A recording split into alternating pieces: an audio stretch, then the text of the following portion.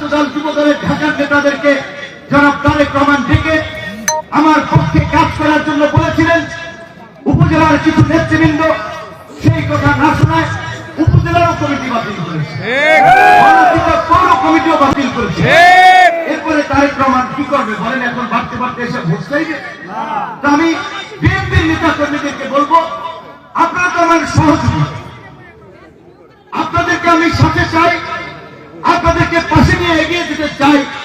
আপনারা কারো দ্বারা বিভ্রান্ত হয়ে, পথভ্রষ্ট হয়ে আপনাদের দলের বিরুদ্ধে গিয়ে দলের আদর্শ পরিপন্থী, নির্দিষ্ট পরিপন্থী কর্মকাণ্ড এইটা করা বোধহয় ঠিক হবে না। তাতে জাতীয় রাজনীতিতেও আপনাদের দল সম্পর্কে একটা বাজে মেসেজ যাবে যে জোট করলেও জোটের পক্ষে মিত্ররা কাজ করে না। তো আমাদের আরেকজন সংগ্রামী বঞ্চিত ছাত্র দলের নেতা আবুল বাশার ভাই যেটা বলেছেন যে আস্তে আস্তে মঞ্চ এবং মাঠ সাধারণ জনগণের মতো, অন্যান্য দলের নেতা কর্মীদের মতো বিএনপির নেতা কর্মীদের উপস্থিতিতেও পরিপূর্ণ হয়ে যাবে। আমরা দৃঢ় বিশ্বাস করি তারা দুদিন আগে পরে ইনশাআল্লাহ দলের সিদ্ধান্ত মেনে আমাদের সাথে থাকবে এবং দল মত নির্বিশেষে আমরা সকলে মিলে গলাচিপা 10 মিনিটে উন্নয়নের ক্ষেত্রে আগামীতে কি রোল মডেল উপজেলা এবং নির্বাচনী আসনে পরিণত করব। একটা কথা আছে আপনাদের উপস্থিতি বলে যায়, বাবা মাকে যদি কেউ অপমানিত হতে দেখে সেটা কিন্তু সহ্য করার মতো না। এমনি ভাবে নিজের স্ত্রীকেও যদি কেউ অপমানিত হতে দেখে সেটা কিন্তু সহ্য করার মতো নয়। আমি আপনাদেরকে বলছি, আমরা বারবার বলছি, এই জনপদে আওয়ামী লীগ, বিএনপি, জামায়াত, চরমোনাই কোন রাজনৈতিক বিভাজন নয়। আমরা ঐক্য এবং সম্প্রীতির মধ্য দিয়ে একটা নতুন সমাজ এবং এই গণতন্ত্র 10 দিনা বিনির্মাণ করতে চাই। আমি গত 7 বছরে অনেকের দ্বারা আহত হয়েছি, রক্তাক্ত হয়েছি, আমার পরিবার অপমানিত হয়েছে, কিন্তু গত 1.5 বছরে আপনারা দেখবেন কোন মানুষকে কটু কথা বলি নাই, হুমকি দেয় নাই, লাঞ্ছিত করি নাই। বারবার বলছি ক্ষমা করে দিয়েছি। কিন্তু আজকে আমার স্ত্রী আমখোলা প্রাইমারি স্কুলে গিয়েছেন, তিনি একজন স্কুলের শিক্ষিকা, তিনি গিয়েছেন তার কলিগ টিচারদের, তার নানা বাড়ি আমখোলা, আমার নানা শ্বশুর যে মুসুরির কাছে সুরিশ বলে ওইটার পাশে, ওইখানে আমার নানা ওই শ্বশুর বাড়ির আত্মীয় স্বজন। সেইখানে আপনাদের একটা ভিডিও দেখানো হয়েছে যে স্কুলের শিক্ষকদেরকেও নানান ভাবে শোষাচ্ছে, এমনকি আমার স্ত্রীকেও নানান ধরনের বাজে কথা বলেছে।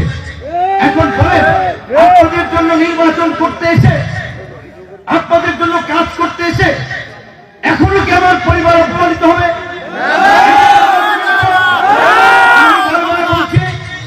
ধৈর্যের বাঁধ ভেঙে গেলে কিন্তু বাম ডান দেখবো না, পরিষ্কার কথা।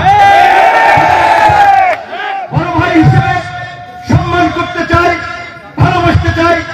আপনি যেই পথে গেছেন, আপনার রাজনৈতিক ক্যারিয়ারের কবর রচনা করেছেন। আপনি বিএনপি করেন, বিএনপি করতে চান, তারেক রহমানের সিদ্ধান্ত মানেন না, এগুলো আমরা জানি না।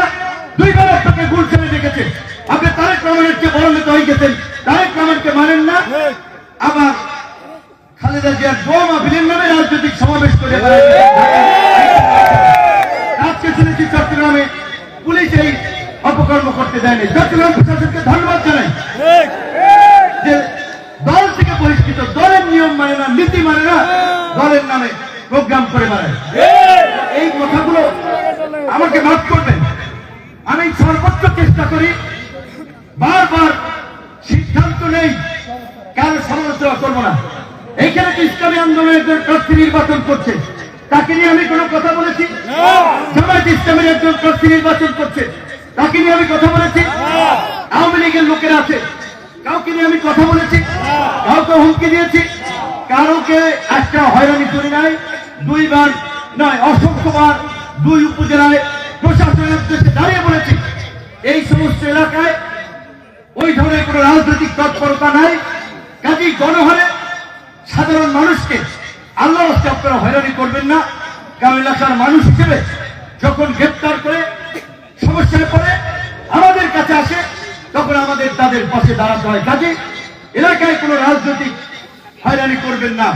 কিন্তু আপনারা দেখেছেন ইউনিয়ন পরিষদের মেম্বারদেরকে ডেকে ৬০,০০০ টাকা চাইছে, ৫০,০০০ টাকা চাইছে, টাকা দেয় নাই। পরের দিন ধরাইতে চাইতেছে, আগে ডাকুয়ার এক মেম্বারকে ধরাইছে। কারা ধরাইছে? এমনকি এই গোলকপা 10 দিনায় অনেক ব্যবসায়ীকে ডাইকে নিয়ে বলছে আমরা নির্বাচন করব, টাকা পয়সা না দিলে ডেভিল হান্টকে দিয়ে দেবো, জেলে পয়সা মারবা, এলাকায় থাকতে পারবা না। কারা করছে এগুলো? আমার কোন লোকেরা করছে? আমার কোন ভাইরা করছে? মঞ্চের নেতৃবৃন্দ কেউ করে নাই, ভবিষ্যতেও করবে না। আমি আপনাদেরকে একটা কথা বলি, এখন আমি নির্বাচন করছি, কামার কুমার কৃষক শ্রমিক ধনী দরিদ্র আমার সবাইকে লাগবে, সবার কাছে আমার যেতে হবে। জনগণের আমাকে এক্সচেঞ্জের প্রয়োজন নাই, কারণ আমি জনগণের ভোট চাই, আমার প্রয়োজন আছে, তাই আমি জনগণের কাছে ছুটে যাচ্ছি। আমি জনগণকে কনভিন্স করছি, আমি জনগণের জন্য কি করতে চাই আমি সেটা বলছি।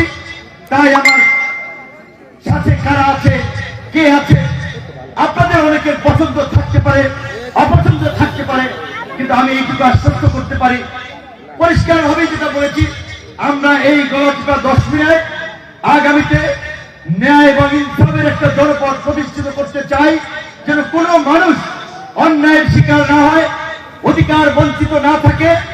এই যে কৃষকদের সরকারিভাবে বীজ দেওয়া হয়, সার দেওয়া হয়, কীটনাশক দেওয়া হয়, গরু দেওয়া হয়, জেলেদের চাল দেওয়া হয়, এগুলো বেশিরভাগ ক্ষেত্রেই প্রকৃত কৃষক কিংবা জেলেরা পায় না। তো আমি আপনাদেরকে আশ্বস্ত করতে পারি, এমপি হইবে না হই, আমাদের দৌড় বাংলাদেশের শেষ মাথা পর্যন্ত আছে।